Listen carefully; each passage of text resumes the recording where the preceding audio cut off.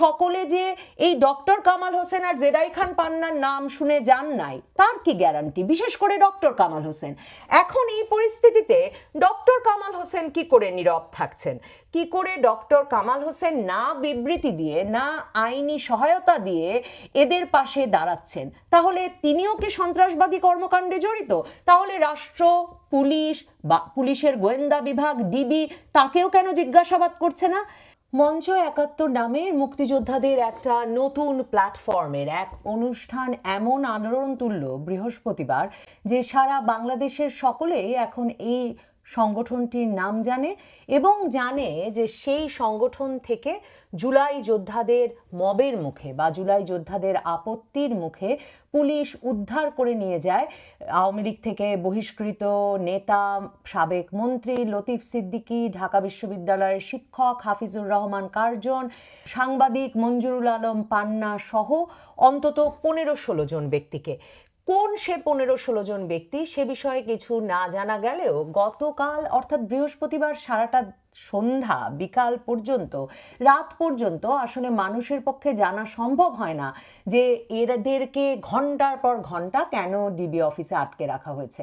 আমি যেমনটা বলছিলাম আপনাদেরকে আগেই যে এ ধরনের ক্ষেত্রে আটকে রাখা হয় সাধারণত সিনিয়রদের বা সরকারের একেবারে উচ্চ মহল থেকে এই ইঙ্গিতের জন্য যে এদেরকে নিয়ে কি করা হবে এবং কি ধরনের মামলা দেওয়া হবে। এরপর গতকাল রাত ১১টা সাড়ে ১১টার দিকে, মানে বৃহস্পতিবার রাত সাড়ে ১১টার দিকে এটা নিশ্চিত করা হয় যে এদের বিরুদ্ধে মামলা দেওয়া হচ্ছে এবং মামলা হচ্ছে সন্ত্রাস বিরোধী আইনে এবং ডিবি অফিসে সে মামলা লেখা শেষে এই মামলা দায়ের করা হয়। গোয়েন্দা বিভাগ সূত্র বলছে যে পুলিশের গোয়েন্দা বিভাগ বলেছে যে তারা এটা বুঝতে পেরেছে, মানে ডিটেকটিভ ব্রাঞ্চ বলেছে যে এটা তারা বুঝতে পেরেছে যে এদের কাছ থেকে বিভিন্ন কিছু জিজ্ঞাসাবাদ, বিভিন্ন দলিল দস্তাবেজ এসব আদায় করার পর তারা দেখেছে যে এর ভিত্তিতে এই সংগঠনটির মধ্য দিয়ে একটা সরকার বিরোধী কার্যক্রম এবং সন্ত্রাসবাদী কার্যক্রম দানা বাঁধিয়ে ওঠানোর, মানে একটা দানা বেঁধে ওঠার চেষ্টা করা হচ্ছিল, উস্কে তোলার চেষ্টা করা হচ্ছিল। এখন আমার প্রশ্ন, আমার মনে একটা কৌতূহল জাগে যে এই যে প্রায় ১২ ঘন্টা এই ব্যক্তিদেরকে এখানে আটকে রাখা হলো, এই সভাতেই সভাপতিত্ব করার কথা ছিল ডক্টর কামাল হোসেনের। ডক্টর কামাল হোসেন পৃথিবী বিখ্যাত আইনজীবী, প্রথিতযশা আইনজীবী। তার কন্যা অ্যাডভোকেট সারা হোসেন, তিনি সোচ্চার সামাজিক পরিসরে এবং জাতীয় পরিসরে যাতে মানবাধিকার রক্ষিত হয় এবং মানবাধিকার আইনজীবী হিসেবে তিনি আদালতের বাইরে একটা শক্ত অবস্থান নিয়ে এসেছেন সব সময়। কেন ১২ ঘন্টা ধরে এই ব্যক্তিদের পাশে গিয়ে দাঁড়ালেন না ডক্টর কামাল হোসেন কিংবা তার কন্যা ব্যারিস্টার সারা হোসেন? কেন ডক্টর কামাল হোসেনের তরফে আমরা এই কথাটা এখন পর্যন্ত পরিষ্কারভাবে জানতে পারলাম না যে তারও কি যাওয়ার কথা ছিল মঞ্চ ৭১-এর এই অনুষ্ঠানে? তাহলে তিনিও কি মঞ্চ ৭১-এর মাধ্যমে বাংলাদেশ বিরোধী, সরকার বিরোধী, সন্ত্রাসবাদজনিত ষড়যন্ত্রে লিপ্ত ছিলেন? কোথায় এই মঞ্চ ৭১-এর সংগঠক, মূল আয়োজক সুপ্রিম কোর্টের সিনিয়র অ্যাডভোকেট জেরাই খান পান্না? কি আশ্চর্য বলুন, এই অনুষ্ঠানটি আয়োজন করেছে এবং আমি দেখছিলাম যারা গ্রেফতার হয়েছেন শুধু নয়, এর বাইরেও ঢাকা বিশ্ববিদ্যালয়ের অত্যন্ত প্রবীণ শিক্ষক, ইতিহাসের অধ্যাপক ডক্টর সৈয়দ আনোয়ার হোসেনকে আমি একটা ছবিতে দেখেছি। আমি বিভিন্ন খবরের কাগজে পড়লাম যে এই সময়টায় টক শোতে অত্যন্ত সোচ্চার সাবেক সচিব আবু আলম শহীদ খান ওই অনুষ্ঠানে উপস্থিত ছিলেন। ওই অনুষ্ঠানে নাকি উপস্থিত ছিলেন টক শোতে আরেকজন যেই সাংবাদিক খুব সোচ্চার ভূমিকা রাখছেন, সাংবাদিক মাহবুব কামালও। এবং সাংবাদিক মাহবুব কামাল, আমি কালের কণ্ঠে পড়ছিলাম, তিনি বলেছেন আমি জীবনেও আওয়ামী লীগ করি নাই, তারপরেও ৩ ঘন্টা অবরুদ্ধ হলাম। কম্বিনেশনটা দেখেন, মানে আওয়ামী লীগ এই মঞ্চ ৭১ করে দিয়েছে আর এস আলমের ২৫০০ কোটি টাকা আসা আলোচনা সভা, ডিআরইউ এর মতো একটা ম্যারে নিরাপত্তাহীন জায়গায় সেই সভা অনুষ্ঠিত হতে হবে এবং সেখানে ৫০-৬০ জন লোককে জড়ো করতে হবে, সেই তত্ত্ব বিশ্বাস করা আমার জন্য খুব কঠিন। মানে তাহলে নিশ্চয়ই নিরাপত্তার ব্যবস্থা হতো এবং আওয়ামী লীগ তার পুনর্জাগরণের চেষ্টা করলে নিশ্চয়ই বহু দশক ধরে চিহ্নিত আওয়ামী লীগ যাকে, বা আওয়ামী লীগের একেবারে সভানেত্রী যেই ব্যক্তি ডক্টর কামাল হোসেনের সঙ্গে তার রেষারেষির ভিত্তিতে তাকে দল থেকে এক রকমের দলচ্যুত করেছেন এবং এরপর তিনি গিয়ে গণফোরাম গঠন করেছেন। তিনি 2018 সালেও এই ডক্টর কামাল হোসেন ধানের শীষ নিয়ে জাতীয় জোট গঠন করে বিএনপির সঙ্গে নির্বাচন করেছেন, বিএনপি জামায়াতে ইসলামীর সঙ্গে নির্বাচন করেছেন। সেই ডক্টর কামাল হোসেনকে দিয়ে কি আওয়ামী লীগ আসলে তার পুনর্জাগরণের ব্যবস্থা করবে? কি কারণে ডক্টর কামাল হোসেনের নাম লেখা হলো এবং সেই নাম শুনে আমি নিশ্চিতভাবে ধারণা করি, মানে ব্যক্তিগত অভিজ্ঞতা থেকে ধারণা করি, যে একটা আলোচনা সভায় বা এই ধরনের কোনো অনুষ্ঠানে আপনি আমন্ত্রণ পেলে আপনি সবসময় জানতে চান কারা কারা আছেন, এবং আয়োজককে জেডাই খান পান্না, সভাপতিকে ডক্টর কামাল হোসেন। এটা কি ভাবাটা খুব অস্বাভাবিক যে এ কারণেই এই সভায় এই সাংবাদিক মাহবুব কামাল, সাবেক সচিব আবু আলম শহীদ খান, ঢাকা বিশ্ববিদ্যালয়ের প্রফেসর সৈয়দ আনোয়ার হোসেন, কিংবা ঢাকা বিশ্ববিদ্যালয়ের আইনের অধ্যাপক আমার শিক্ষক হাফিজুর রহমান কার্জন, তারপর ইউটিউবের কন্টেন্ট বানিয়ে যিনি এখন মানচিত্র চ্যানেলের মাধ্যমে একটা প্রভাব বিস্তার করছিলেন, জনপ্রিয় হয়ে উঠেছিলেন, সাংবাদিক মঞ্জুরুল আলম পান্না, তারা সকলে যে এই ডক্টর কামাল হোসেন আর জেডাই খান পান্নার নাম শুনে যান নাই, তার কি গ্যারান্টি? বিশেষ করে ডক্টর কামাল হোসেন। এখন এই পরিস্থিতিতে ডক্টর কামাল হোসেন কি করে নীরব থাকছেন? কি করে ডক্টর কামাল হোসেন না বিবৃতি দিয়ে, না আইনি সহায়তা দিয়ে এদের পাশে দাঁড়াচ্ছেন? তাহলে তিনিও কি সন্ত্রাসবাদী কর্মকাণ্ডে জড়িত? তাহলে রাষ্ট্র, পুলিশ বা পুলিশের গোয়েন্দা বিভাগ, ডিবি, তাকেও কেন জিজ্ঞাসাবাদ করছে না? জেডাই খান পান্না কোথা থেকে মুক্তিযোদ্ধাদের এত বড় মুখপাত্র হয়ে উঠলেন? দেখেন, ডক্টর কামাল হোসেনের সামনে আপনাদের গতকালও মনে করিয়েছি, মোস্তফা মহসিন মন্টু, গণফোরাম নেতা, সাবেক আওয়ামী লীগ নেতা, তার স্মরণ সভায় মুক্তিযোদ্ধাদের ভেতর থেকে এই দাবি উঠেছিল যে ডক্টর কামাল হোসেনকে দেখে মুক্তিযোদ্ধারা আবেগাপ্লুত হয়ে জয় বাংলা জয় বঙ্গবন্ধু স্লোগান দিয়েছিল প্রেস ক্লাব মিলনায়তনে, এবং এমন দাবি তুলেছিল যে মুক্তিযোদ্ধাদের একটা প্ল্যাটফর্ম গড়ে তোলা হোক এবং ডক্টর কামাল হোসেনের নেতৃত্বে তারা যাতে 32 নম্বরে যেতে পারেন। সেই অনুষ্ঠানে কিন্তু জেডাই খান পান্না উপস্থিত ছিলেন না।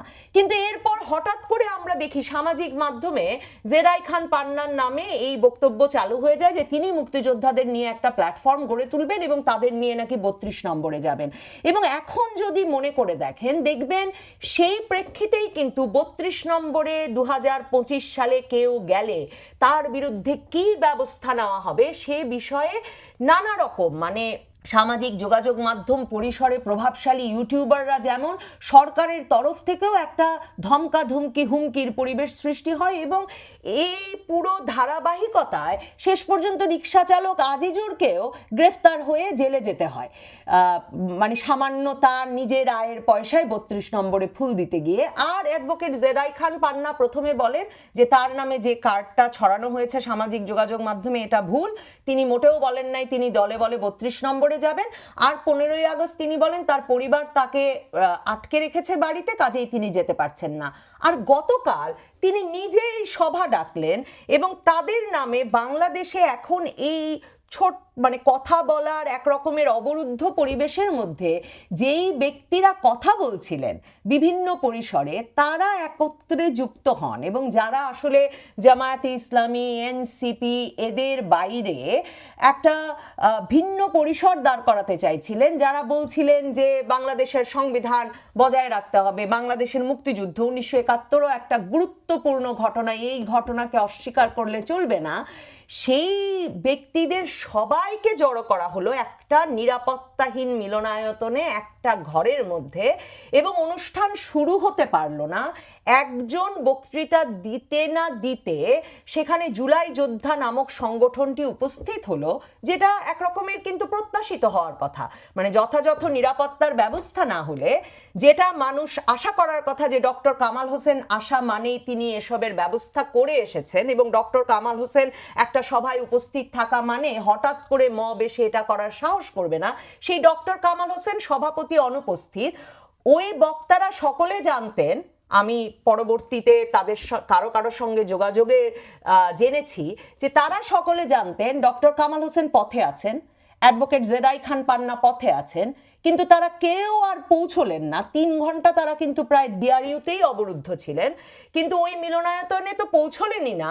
এরপর 12 ঘন্টা যখন এদের একটা অংশকে, প্রায় 15-16 জনকে ডিবি অফিসে আটকে রাখা হলো, সন্ত্রাসবাদ বিরোধী আইনে শেষ পর্যন্ত মামলা দেওয়া হলো রাত 11টার পর, কেউ, না ডক্টর কামাল হোসেন, না অ্যাডভোকেট জেরাই খান পান্না, কেউ পৌঁছলেন না।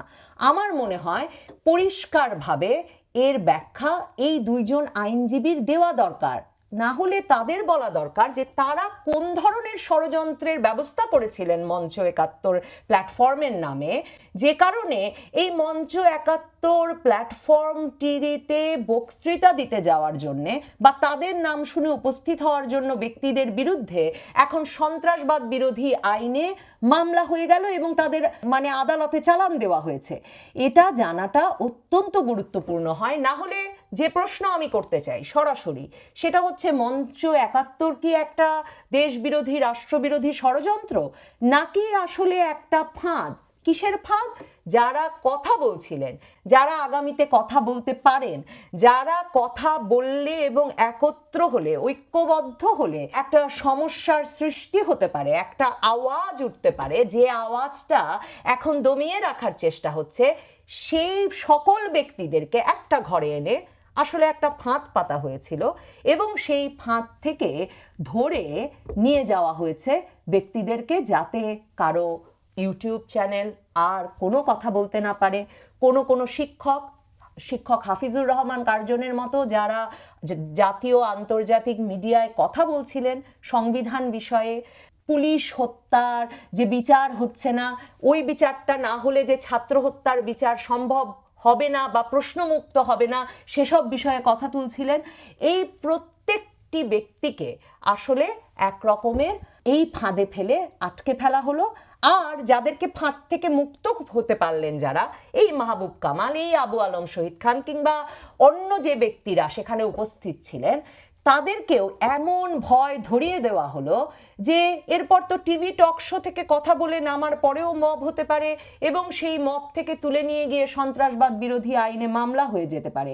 আর একবার জেলে ঢুকলে কেউ তো জামিন পাচ্ছেন না। ইউটিউবার সাব্বিরের কথা মনে করুন, সেই এপ্রিলে তাকে নাকি পুলিশ ধরে নিয়ে গিয়ে, তিনি সন্ত্রাসবাদ বিরোধী রাষ্ট্রবিরোধী কর্মকাণ্ড পরিচালনা করছিলেন তার ইউটিউবের মাধ্যমে, এই দাবি করে একটা তরুণ ছেলে, তার ইউটিউব চ্যানেলে গেলে দেখবেন নিরীহ সব কন্টেন্ট, সেই ব্যক্তিকে তুলে নিয়ে গিয়ে মামলা দিল সন্ত্রাসবাদ বিরোধী আইনে। 3 মাস পর জুন মাসের দিকে সংবাদ মাধ্যম খুঁজে খুঁজে বের করলো যে পুলিশ, বনানী থানা পুলিশ তাকে তুলে নিয়ে গেছে এবং সন্ত্রাসবাদ বিরোধী আইনে মামলা দিয়েছে।